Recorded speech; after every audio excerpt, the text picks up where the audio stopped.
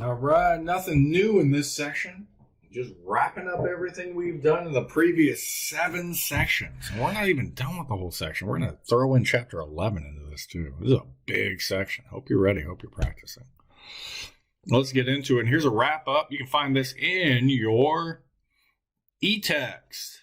It's going to give you a list of everything we've learned. Oh my goodness. Geometric series, divergence, integral, p-series, ratio, root, comparison test, limit comparison, alternating series, absolute convergence. Don't stress too much on the absolute convergence. But man, that's a lot of freaking tests. So I'm going to remove the series from tests. Actually, no, I'm not. No, I'm not. So that's, what is that? 1, 2, 3. I'm going to call that 4. P series is something you look at. 5, 6, 7, and 8 different possibilities. So here's going to be the game on your exam. I'm going to give you 8 tests to do for convergence and divergence. And you're only allowed to use any test one time. Now, there will be more rules to this, because I don't want you to be like, well, I can't figure it out. So if you double up and you use a test more than once, there will just be a penalty. You'll still get most of your points, but there will be a penalty. If you want full points, we will have to use a different test for every single problem on our exam. But again, if you found out, I can only use the divergence test for all of them, that won't work. But and we'll do it that way. So before we get into some of the longer videos where I'm going to pop up 8 different problems and we're going to look at them and try and explore, let's just look at one problem here. I'm not going to give you any information on it. We're just going to take a look at it and go, all right, does it converge or diverge? What do you do? How do you tackle this? You're going to use ratio tests? You're going to use root tests? Alternating series? Geometric? I don't know. I don't know either. Lies. But what I think we could do is, I see a plus sign here up on the top, and I see a single term down below. It's like, well, let's try this. Let's try this. 2 to the k over 3 to the k plus 1 plus cosine of pi k times the square root of k over 3. Oh, shoot. 3 to the k plus 1. And then, well, screw it. Let's bring in our limits. Our sums, and see what happens. Well, shoot. This is just a geometric. That's the alternating series test. Do you see it? Do you see cosine of pi k? See that cosine of pi k? Oh. So does this converge or this diverge? And again, we don't know what section we're in, so we're not knowing what to do. We just have to know all of them. Now, this is a bit much in a problem because it's going to use 2 different tactics, not just one. You won't see this necessarily on an exam, but let's tackle these things individually. So we have 2 to the k over 3 to the k times 3. Well, we can remove that 3, bring it outside. Oh, I'm sorry, that 1/3. And then we look and we're like, they both have a k as an exponent, so this is 2/3 to the k. Well, the base is less than 1. Therefore, this converges by the geometric series, by geo. Okay, so the first part does, but we learned before that if one part of this diverges, the whole thing diverges. So just because we found the first part to converge does not necessarily mean the whole thing will converge. It will. So now we look at the second part, and let's take a little time to talk about cosine of pi k. Just take this off to the side. Cosine of pi k. What is it when k is equal to 1? Well, that's cosine of pi times 1. That's negative 1. All right, what if k is equal to 2? Well, that'd be cosine of pi times 2, or 2 pi. That's 1.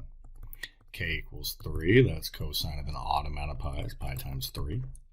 That's negative 1. Odd pi is -1. Even pi is +1. Oh, so this is an alternating. It's going back and forth between -1 and +1. -1 and +1. So the first term, really? Oh, wait, hold up. Sorry, getting excited. Wait. Couldn't I call this just -1 to the k? Doesn't it do the same thing? Times the square root of k over 3 to the k plus 1. Think so? I'm pretty confident on that just by looking at it. So where are we gonna go with this? Now that we have this piece all set up, I think it's the alternating series test. Now, how does the alternating series test work? And if you can recall, that we can take this part out. We can take that part out. We're going to call this some a sub k. Square root of k over 3 to the k plus 1. Let me tell you, an exponential function, that's 3 raised to the power of k, plus another one, that grows pretty quickly. I found this on the web. Hey, shut up, Siri. Sorry, my watch decided to help out a little bit. So this is the square root of k over 3 to the k times 3. Let me just tell you, you got to be right. This is decreasing, which means it's non-increasing. This will decrease for all values of k. All values of k, it's going to decrease. An exponential grows faster than a square root. I don't think there's much more to talk about. And now if we can find that the limit as k goes to infinity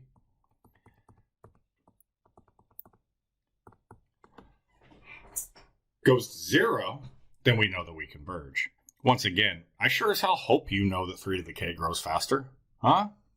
So I'm going to take that 3 out. Oh, I'm sorry. I mean that 1/3 out to the front. And now we're like, well, we have an infinity over an infinity case. So we use L'Hopital's here. All right, so it's 1/3. Limit as k goes to infinity. The derivative of 1 over the square root, or the square root of k is 1 over 2 square roots of k. And the derivative of 3 to the k is 3 to the k times ln of 3. So what do we got? Well, it looks like we'll take that ln of 3 out. So it looks like we have 1 over 3 times the ln of 3 times the limit as k tends towards infinity. So now we're going to flip that up. So we have a 1 up top, and then we're left with 2 root k's times 3 to the k. Bro, all the k's are down below. That's going to 0.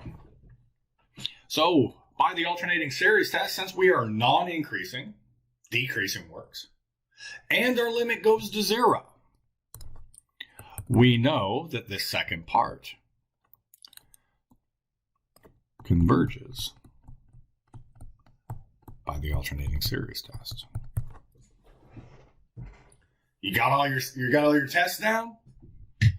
Because if I was in your position, I'd be putting all your focus into 10.8. Do your homework with those where you don't know what's coming. You get the steps down by I'm doing the comparison test section. You get all your mechanics down.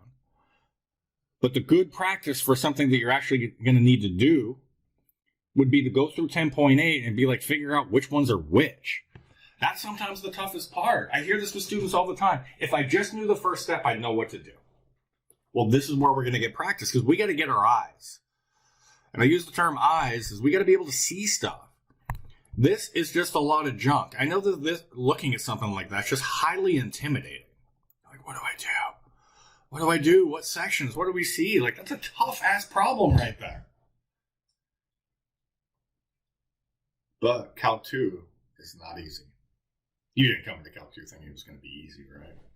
You're going to grow. It's going to be tough. You're going to laugh. You're going to cry. You're going to think you're not good enough. You're going to think you're better than you are. We're going to go through these things.